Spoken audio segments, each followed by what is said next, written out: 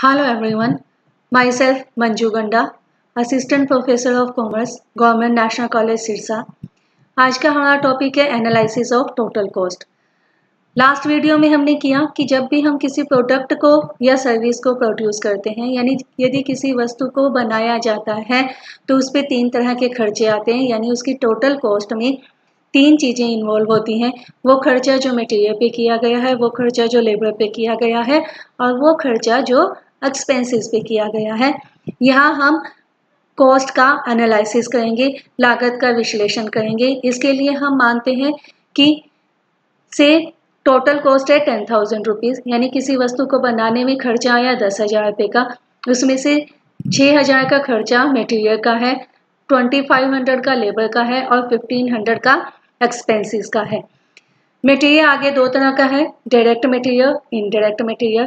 Direct material वो material जो सीधा प्रोडक्ट का हिस्सा बन जाता है, जिसका संबंध हम प्रोडक्ट के साथ स्थापित कर सकते हैं।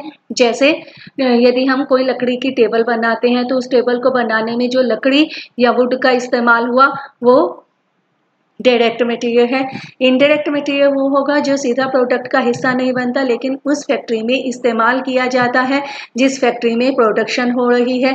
जैसे जिस टेबल को की लकड़ी को काटने के लिए जिस मशीन का इस्तेमाल किया गया, उस मशीन में लुब्रिकेटिंग ऑयल की इस्तेमाल किया हमने, वो इनडायरेक्ट मटेरियल है।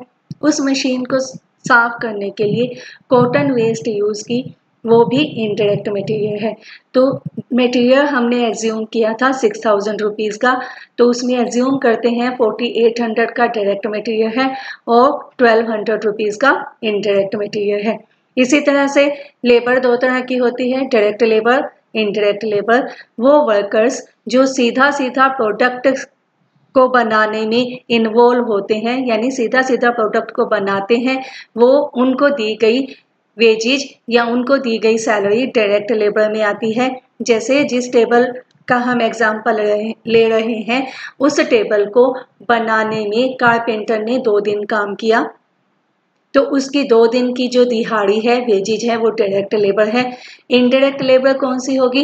वो वर्कर्स जो सीधे प्रोडक्शन में इन्वॉल्व नहीं है, लेकिन इनडायरेक्टली प्रोडक्शन में हेल्प करते हैं।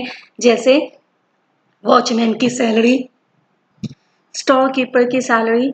इसके बाद आ जाएगा administration staff, office and administration staff की सैलरी इसमें आ जाएगी।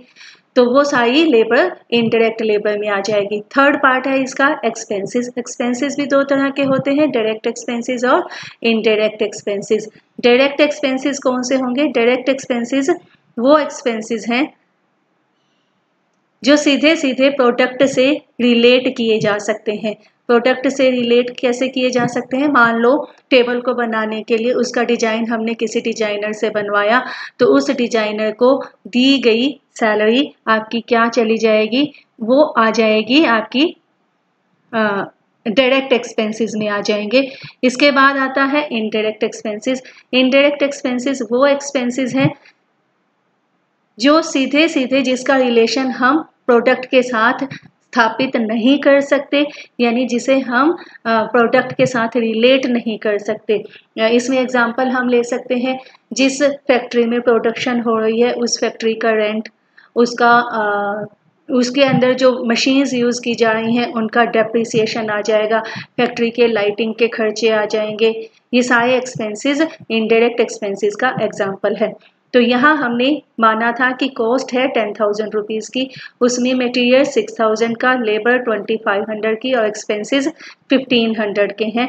मटेरियल को हमने 2 पार्ट्स में डिवाइड किया, डायरेक्ट मटेरियल और इनडायरेक्ट मटेरियल। 4,800 4800 रुपये का आपका डायरेक्ट मटेरियल हुआ और 1,200 रुपये का इनडायरेक्ट मटेरियल हुआ। इसी तरह से लेबर जो 2,500 रुपये की थी, इसमें हमने माना 2,000 रुपये की आपकी डायरेक्ट लेबर है, यानी प्रत्यक्ष मजदूरी है, और 500 रुपये की अप्रत्यक्ष मजदूरी है। एक्सपेंसेस में 400 रुपये के डायरेक्ट है और 1,100 के इनडायरेक्ट है। नेक्स्ट करेंगे अ chart showing the arrangement of total cost into prime cost and overheads. अब वही कॉस्ट को हम 10,000 मानते हुए इसको फिर से एनालिसिस करेंगे, इसका विश्लेषण करेंगे, इसको प्राइम कॉस्ट और ओवरहेड में डिवाइड कर देंगे। अब प्राइम कॉस्ट क्या होता है? टोटल कॉस्ट का डायरेक्ट पार्ट। टोटल कॉस्ट का डायरेक्ट पार्ट देखो कौन कौन सा है। मटेरियल का direct part, direct material 4800 rupees. Labour का direct part, direct labour 2000 rupees. Expenses का direct part 400 rupees. Prime cost क्या होगा? Prime cost is the sum total of direct material plus direct labour plus direct expenses. Direct material है हमारे पास 4800, direct labour है यहाँ पे हमारे पास 2000 रुपीज़ और डायरेक्ट एक्सपेंसेस हैं 400 रुपीज़। इन तीनों का टोटल 7200 रुपीज़ का हमारे पास प्राइम कॉस्ट या मूल लागत आ जाएगी। तो मूल लागत क्या हुआ? प्रत्यक्ष सामग्री, प्रत्यक्ष मजदूरी और प्रत्यक्ष खर्चों का टोटल हमारी मूल लागत या प्राइम कॉस्ट होती है। ओवरहेड, ओवरहेड क्या होते हैं? इसे हम ऊपर के खर्चे भी कहते हैं। इनडायरेक्ट पार्ट जो है यानी लागत का जो अप्रत्यक्ष हिस्सा है, जैसे indirect material, indirect labour, indirect expenses. Overhead क्या हुआ? Indirect material plus indirect labour plus indirect expenses, इन तीनों के टोटल को हम कहेंगे ऊपरी व्यय, ऊपर के खर्चे या फिर ओवरहेड्स। ये कितने हो गए? 2800 रुपीज़। अब जो ओवरहेड हैं वो तीन तरह के होते हैं। ओवरहेड्स तीन तरह के होंगे। ये आपके पास टोटल ओवरहेड्स हैं 2800 रुपीज़ के। ये तीन तरह के होंगे। कौन कौन से? वो खर्चे जो फैक्ट्री से संबंधित हैं, वो अप्रत्यक्ष खर्चे यानी वो इनडायरेक्ट एक्सपेंसेस जो फैक्ट्री से संबंधित हैं, उसे हम कहेंगे फैक्ट्री ओवरहेड। इसमें एग्जांपल कर सकते हैं फैक्ट्री का किराया, फैक्ट्री के जो वॉचमैन है उसकी सैलरी हो गई, फैक्ट्री की जो मशीन्स हैं उनका डेप्रिसिएशन हो गया, फैक्ट्री के लाइटिंग के खर्चे, ये फैक्ट्री ओवरहेड में आ जाएंगे। ओवरहेड का सेकंड पार्ट है office and administration overhead. Office and administration overhead वो ओवरहेड होते हैं जो ऑफिस और एडमिनिस्ट्रेशन के कामों से संबंधित होते हैं। ऑफिस की बिल्डिंग का किराया, ऑफिस का जो फर्नीचर है उसके डेप्रिसिएशन आ जाएगा, ऑफिस और एडमिनिस्ट्रेशन का जो स्टाफ है उनकी सैलरी, ये सारा स्टेशनरी के खर्चे आ जाएंगे, इक्विपमेंट्स का डेप्रिसिएशन आ जाएगा। ये सारे एक्सपेंसेस आपके ऑफिस एंड एडमिनिस्ट्रेशन ओवरहेड होते हैं। बच्चों ओवरहेड जो भी ओवरहेड हैं वो सारे के सारे आपके इनडायरेक्ट एक्सपेंसेस होंगे। लास्ट है selling and distribution overhead. Selling और डिस्ट्रीब्यूशन ओवरहेड का एग्जांपल हम कर सकते हैं किसी वस्तु को बेचने से संबंधित जितने भी खर्चे होते हैं, उसको बेचने से रिलेटेड खर्चे होते हैं, जो सेल्समैन है उनकी सैलरी आ जाएगी, गोदाम के खर्चे आ जाएंगे, उसको डिस्ट्रीब्यूट करने से संबंधित खर्चे, ट्रांसपोर्टेशन के खर्चे इसमें आ जाएंगे, सेल्समैन की सैलरी इसमें आ जाएगी। तो यहाँ पे हमने देखा कि हमारे ओवरहेड्स थे 2800 रुपीज़ के। आगे हम इसको तीन कैटेगरीज में डिवाइड करते हैं, जब factory overhead, office and administration overhead, selling and distribution overhead. तो 2300 रुपये के हमारे फैक्ट्री ओवरहेड हैं, 300 रुपये के ऑफिस और एडमिनिस्ट्रेशन के खर्चे हैं और सेलिंग एंड डिस्ट्रीब्यूशन के खर्चे हैं 200 रुपये। तो ये टोटल हो गए 2800 रुपीज़। नेक्स्ट करेंगे अब हम कॉस्ट का एनालिसिस। फिर से सबसे पहले आ जाता है प्राइम कॉस्ट। अब प्राइम कॉस्ट क्या है अभी हमने किया, prime cost is equal to direct material plus direct labour plus direct expenses. हम देखते हैं डायरेक्ट मटेरियल कितना है हमारे पास। डायरेक्ट मटेरियल है यहाँ पे ये दिया हुआ, डायरेक्ट मटेरियल है 4800 रुपीज़ का प्लस डायरेक्ट लेबर 2000 रुपीज़ की प्लस डायरेक्ट एक्सपेंसेस 400 रुपीज़। ये हो गया 7200 रुपीज़। जब हम प्राइम कॉस्ट कैलकुलेट कर लेते हैं तो नेक्स्ट स्टेप आता है फैक्ट्री कॉस्ट कैलकुलेट करने का। फैक्ट्री कॉस्ट क्या होता है? Factory cost is equal to prime cost plus factory overhead. Prime cost हमारे पास कितनी दी हुई है 7200 रुपीज। इसमें ऐड करेंगे हम फैक्ट्री ओवरहेड। फैक्ट्री ओवरहेड है हमारे पास 2300 रुपीज के प्लस 2300 रुपीज। तो ये हमारे पास होगी total 9500 rupees.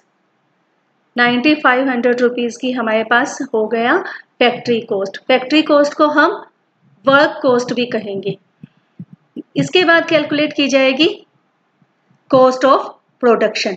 Cost of production third step है। जब हम किसी भी वस्तु की टोटल कॉस्ट कैलकुलेट करते हैं तो सबसे पहले हम उसकी प्राइम कॉस्ट कैलकुलेट करेंगे, उसके बाद उसकी फैक्ट्री कॉस्ट कैलकुलेट करेंगे, उसके बाद उसकी उत्पादन की लागत या कॉस्ट ऑफ प्रोडक्शन कैलकुलेट करेंगे। कॉस्ट ऑफ प्रोडक्शन कैलकुलेट करते हैं फैक्ट्री कॉस्ट, इसमें ऐड किया जाएगा office and administration overheads.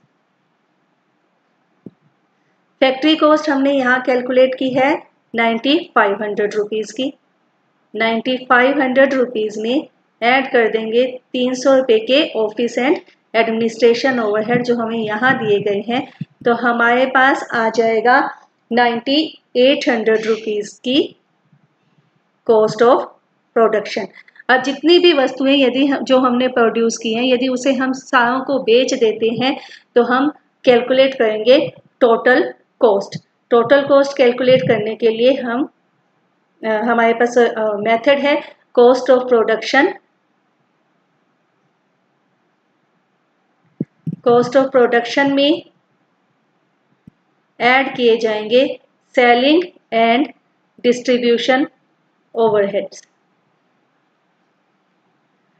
Cost of production हमने कैलकुलेट की, यहाँ पे ये रही 9800 रुपीज़, प्लस करेंगे सेलिंग एंड डिस्ट्रीब्यूशन ओवरहेड। यहाँ पे हमें सेलिंग एंड डिस्ट्रीब्यूशन ओवरहेड दिए गए हैं 200 रुपये के, वो ऐड कर दिए जाएंगे तो टोटल कॉस्ट आ गई 10,000 रुपये की। यही हमने एज्यूम किया था सबसे पहले कि टोटल कॉस्ट है 10,000। अब मान लो आपको सेल भी कैलकुलेट करनी हो तो सेल कैलकुलेट करने के लिए टोटल कॉस्ट में प्रॉफिट ऐड कर दिया जाएगा और लॉस को लेस कर दिया जाएगा तो हमारे पास आ जाएगी सेल। तो यदि प्रॉफिट हुआ है हम क्या करेंगे टोटल कॉस्ट प्लस प्रॉफिट, हमारे पास आ जाएगी सेल। टोटल कॉस्ट है 10,000 रुपीज़। मान लो हम अपने प्रोडक्ट पे 1,000 रुपीज़ का प्रॉफिट कमाना चाहते हैं तो सेल आ जाएगी 11,000 रुपीज़। ठीक है, ये था कॉस्ट का एनालिसिस। बिल्कुल सिंपल है। टोटल कॉस्ट के 3 पार्ट होते हैं, मटेरियल, लेबर, एक्सपेंसेस। मटेरियल 2 तरह का, डायरेक्ट इनडायरेक्ट। लेबर 2 तरह की, डायरेक्ट इनडायरेक्ट। एक्सपेंसेस भी 2 तरह के, डायरेक्ट इनडायरेक्ट। अब जो डायरेक्ट पार्ट है यानी direct material, direct labour, direct expenses, उसे हम कहेंगे प्राइम कॉस्ट। इनडायरेक्ट पार्ट यानी indirect material, indirect labour, indirect expenses को कहेंगे ओवरहेड्स। ओवरहेड्स 3 तरह के होते हैं। वो ओवरहेड, वो अप्रत्यक्ष खर्चे जो फैक्ट्री से संबंधित हैं उसे हम कहेंगे फैक्ट्री ओवरहेड। वो अप्रत्यक्ष खर्चे जो ऑफिस एंड एडमिनिस्ट्रेशन से संबंधित है उसे हम कहेंगे office and administration overhead. Selling and distribution से संबंधित अप्रत्यक्ष खर्चे सेलिंग एंड डिस्ट्रीब्यूशन ओवरहेड में आ जाएंगे। जब किसी वस्तु की लागत निकालनी हो तो उसका एक प्रोसेस है कॉस्ट अकाउंटिंग में। उसके प्रोसेस में सबसे पहले हम कैलकुलेट करेंगे उसकी प्राइम कॉस्ट को। प्राइम कॉस्ट आएगी direct material, direct labour, direct expenses. उसके बाद कैलकुलेट की जाएगी फैक्ट्री कॉस्ट। फैक्ट्री कॉस्ट के लिए हम प्राइम कॉस्ट में फैक्ट्री ओवरहेड ऐड कर देंगे तो हमारे पास फैक्ट्री कॉस्ट या वर्क कॉस्ट आ जाएगी। नेक्स्ट स्टेप पे कैलकुलेट किया जाएगा cost of production. Cost of production calculate करने के लिए फैक्ट्री कॉस्ट में office and administration overhead add कर देंगे, कॉस्ट ऑफ प्रोडक्शन आ जाएगी। नेक्स्ट स्टेप में कैलकुलेट किया जाएगा total cost, cost of production में selling and distribution overhead add कर देंगे तो हमारे पास आ जाएगी टोटल कॉस्ट। सेल निकालने के लिए टोटल कॉस्ट में हम प्रॉफिट को ऐड कर देंगे या लॉस को माइनस कर देंगे। Thank you.